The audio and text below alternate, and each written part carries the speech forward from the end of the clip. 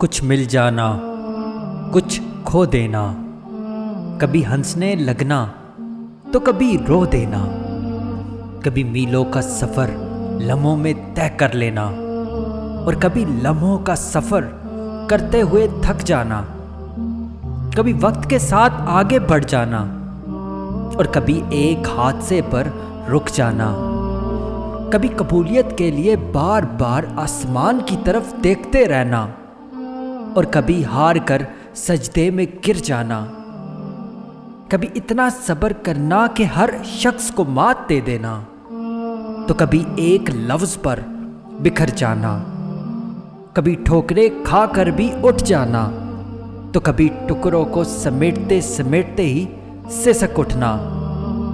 इसी का नाम है जिंदगी।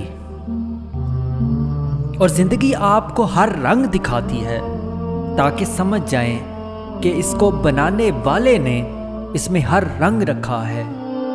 हर काम में उसकी हिकमत पोशीदा है, हिकमत में फ़कत मोहब्बत पोशीदा है।